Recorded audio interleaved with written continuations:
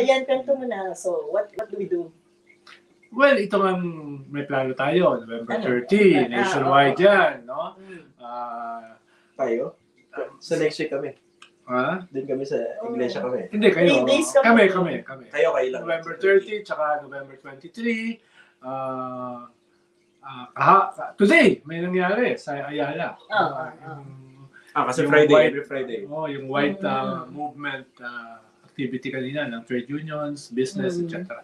So, kailangan mong doblehin yan.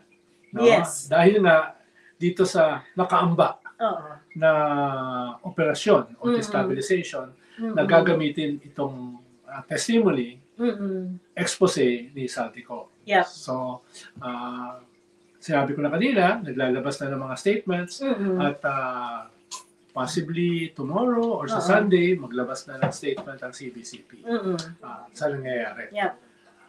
Next week, hindi naman sasabayan yung rally sa Luneta na malamang ay pumunta sa Mendiola. Yeah. Kung hindi, dapat din ay magkaroon na rin ng mga pagkilos. Hindi na hintayin yung 23rd o yung 30. Magkaroon na rin ng mga pagkilos na may ibang narrative, na may ibang political objective, na may ibang leadership. No?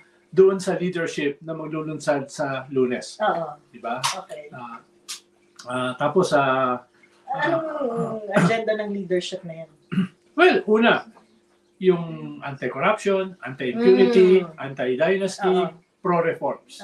Hindi lang kasi puro anti. Kailangan ano yung gusto mong gawin? Kailangan diba? maibalik yung agenda natin bilang mga Pilipino. Kasi sa tindi ng issue ng korupsyon na to, hindi pwedeng mga name dropping lang eh. Diba? Name dropping, magkakaroon ng political na rigudon. Balik lang tayo where we are, paulit-ulit. So, importante dito yung may mapanagot, merong ebidensya, hindi tayo sumakay sa mga naratibo para lang magkaroon ng rigudon sa political power kung hindi magkaroon talaga ng hustisya para sa atin. Di ba? Kung tsaka video vlogs lang yung lumalabas, hindi yan ebidensya eh. Tsaka mahalaga na contrapose mo yung sarili mo dito sa mga gumagamit. Na actually, nakinabang sa ganitong sistema ng corruption. Yes. Diba? Tapos ganitong sistema ng impunity na ngayon parang sila yung sumasakit. Yeah. Diba? Kailangan i-expose mo yung hypocrisy nila. Yes. At ipakita mo, ito yung aming kaibahan. Ito yung aming alternatibo. Ito yung aming mga leaders. Correct. Diba? So, this is not actually an apology on behalf of BBM or in defense of BBM. Kung totoo, at sinasabi naman natin yan na may kinalalaman talaga si BBM sa budget. Doon saan program pa lang, hindi naman na yan pasabog eh. Sino bang pumipirma para i-release ang pondo para sa unprogrammed appropriation na nagpondo ng mga flood control projects? Si BBM at saka si Secretary Mina Pangandaman. Diba? Hindi na yan na magical revelation. ganun yung para may bukod. Kailangan may emphasis. Diba? Dami kasi naguhugas ng kamay eh. Diba? Pero, kung hanggang video vlogs lang tayo, well, hindi yan mapapanagot. Pwedeng magpalit ng presidente. Yun ang gusto ng iba, diba? Pero yung kalagayan natin bilang mga Pilipino, pares pa rin. Ang problema rin kung video vlogs na, parang Saltico. Correct, diba? Problema rito kasi nililitigate nila into court of public opinion. Hindi sila required maglabas ng hard evidence. Correct. Kailangan lang magtalim ng duda. In fact, pinag-uusapan to ng buong bayan, they already achieved their first objective. Sana hanggang doon na lang. Hindi, ang gusto natin, mapakulong si BBM, mapakulong si Zaldico, mapakulong si Speaker Romualdez, mapakulong si yung mga lahat ng senador na involved, diba? Sama mo lang. Si Sen Edu. Dami sinasabi. Diba? Ganito kasi nangyari po, no? Kumbaga tayo, Pilipino, nagbabiyahe sa isang van. Papunta tayo ron. Gusto natin panagutin yung mga korap. Biglang may pumara sa isang stoplight. Mga DDS. Kala ko binigyan ka ng jutes. Hinijack yung biyahe. Tapos kinuha yung driver seat. O at least inaagaw yung manibela. So, nililiko tayo nila. Parang nagbo-volunteer sila. Kami na magdadrive para sa iyo. Dapat may mura kasi DDS. May mura dapat yun. Ganyan yung nangyari. So, paano mo papanatin? Papayagan mo ba yun? Diba? Nang hindi mo nalalaman kung saan ka talaga nila dadalhin. Hindi, alam pala natin. Ano yun? Dramatization. Itatalon ka nila sa bangin. Metaphor. Hindi mo dramatization. Baka ba? Yes. Sige. Oo nga. Pero dapat Batilya ko. Tita Menchi, labas mo nga yung pencil. I-sample natin. Ang ganda ito, di ba? Pero ito rin Yung pag kasi, ano na, yung patilya na Ito pa natin Elvis. sinasabi na, itong away ng Team Kadiliman laban sa Team Kasamaan, this is a battle for BBM to lose. And so far, it's losing. Yung katabi ko, gusto na siya ipakulong. Oo. I mean, diba? Pero hindi ka ba naman weak? He is trying to, alam naman natin na nag-whitewash si BBM by trying to be a whistleblower sa lahat na to. Yun na nga. Hindi, ito naman. Ito. In fairness naman sa Oh. presidente. Oh, Ito sige, naman. sige, sige. This is not an apology for him. Pero, gano'n ka ba katanga na ikaw magpapasabog, gagawin front and center tong topic ng flood control. Tapos involved ka. Involved ka pa ng ganong kagarapan, ha? Oo.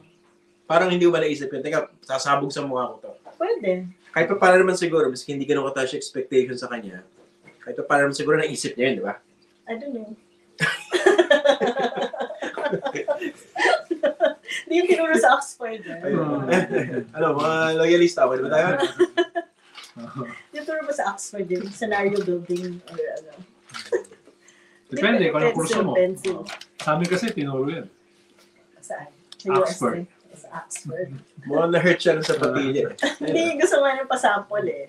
Pagka, tingnan natin kung may effect pag sa isang side lang sa kabila. Wala. Bukas, mag-episode tayo. Lagyan natin ang drawingan natin. Parang natin. Sobra na yan. May limits dun sa kaya kong tanggapin na pang-insulto at pag-yurak sa aking tarangan. Pag confident ka Ang lang. plano pa naman namin doon, magiging mas gwapo ka ng ilang level kumpara kay Jesus Cordero. Kasi siya, kilay lang yung pinaka-microblading niya. Ikaw lahat. Problema kasi kung nandun ka na sa lusak, no, kahit anong level yan, mababa pa rin. Di ba? At saka dun sa kilay ni Chase, Oo. fundamentally may problema. Oo. Gagandahan Tsaka- na natin yung kay Sen Edu. At saka ako, hindi makukulong. Kaya nga, Katulad ni Chief. mas maganda ka pa sa kanya. Wala akong nilabag na Omnibus Election Code. Oo nga. Wala Wala kang akong biniling nilabag na Hariba ring. plunder. Hariba ring. Wala plunder. naman nun sa ukay-ukay eh. Wala akong nilabag na tawag yan, malversation with falsification of public documents. Saka may corruption cases na final against him today. Ayun. At wala akong binigyan ng paraiba. Ring.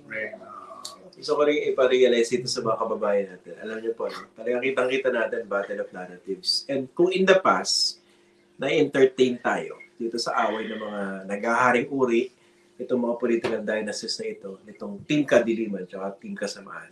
Siguro naman yun, medyo mas ramdam niya yung kaba, no? Na hindi ito purely political entertainment. Hindi ito Netflix. Tayo talo rito eh. Tayo. At kahit po paminsan-minsan, nagbibiroan kami rito, kahit madalas, ay seryoso po yung aming mensahe. Yeah.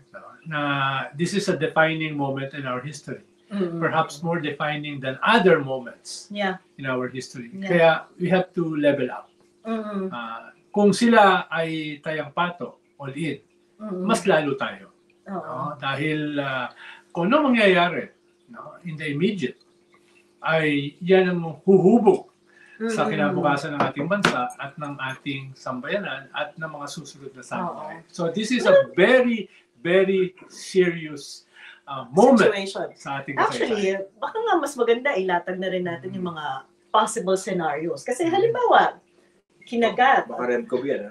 Kinagat at naniwala yung publiko, nagalit kay BBM at nag-demand tayo ng pagpalit kay BBM. Ang sunod na scenario dyan ay Sara will be president. Na malinaw din naman sa atin na produkto ng the same na sistema na binanggalingan ni BBM na walang malinaw na framework or integridad sa paglaban sa korupsyon or walang malinaw na vision Walang K. kung saan dadalhin yung bansa. Wala siyang K tsaka C. Oo. Yung K as in K, karapatan. Diba yung colloquially? C, Karapatan, competence. integridad, honesty, diba? Wala yun eh. Na yun sana yung mga kailangan natin. And then, most of all, yung vision. Saan ba talaga dadalhin yung bansa? Diba? And then the other scenario is military junta. Lumulutang naman talaga yun. Pero ano ang dadali ng scenario na yun sa konteksto ng backsliding yun ng demokrasya ng isang bansa. Ano yan? Elaborate mo na. Several years backwards na naman tayo. Oo. At wag nyo rin kalimutan, meron tayong foreign invader Yeah. na nasa ating teritoryo ngayon. Mm-hmm. At gustong i-expand yung kanilang invasion. Mm-hmm. At directly nakikialam sila dito sa nangyayari sa ating bansa. Yeah. At meron silang mga kaalyado Mm-hmm. dito na mga traidor, Mm-hmm. no? Na Ha? namamayagpag. Mm-hmm. Namamayagpag. So, dapat hindi tayo malinlang dito Yeah. sa mga nangyayari na meron din itong geopolitical aspect. Yes. May nagpupondo, may nagsusuporta, may gumagatong Mm-hmm. dito sa nangyayaring ito na dayuhan Mm-hmm. na, sabi ko nga, ay practically invading our country these past few years. Mm-hmm. Napaka-serious din ng economic implications sa atin. Considering na ngayon pa lang, pinag-uusapan yung korupsyon, sad-sad na yung ekonomiya eh. Mahina ang peso ngayon. Napakalinaw nung pagkawala ng confidence ng private sector, both local and international, sa ekonomiya ng Pilipinas. Sumasadsad yung value ng peso kasi sino ba ang gusto humawak ng peso ngayon, di ba? Given what's going on in the country. But imagine niyo, kung magkaroon tayo ng military junta, that's even worse. So kung ano yung kinalalagyan natin ngayon, mas lalo pang lalala. And that has implications sa mga anak nyo nag-graduate sa kolehiyo. Makakahanap ba sila ng trabaho? Anong sweldo? Presyo ng pagkain, etc. Lahat na yan apektado. So hindi lang to simpleng laban ng kakamping, dilawan, kadiliman, kasamaan, etc. May serious implication po ito sa bawat Filipino household. Pati na rin sa future ng mga anak niyo. Tama. Hindi kami mag-disagree.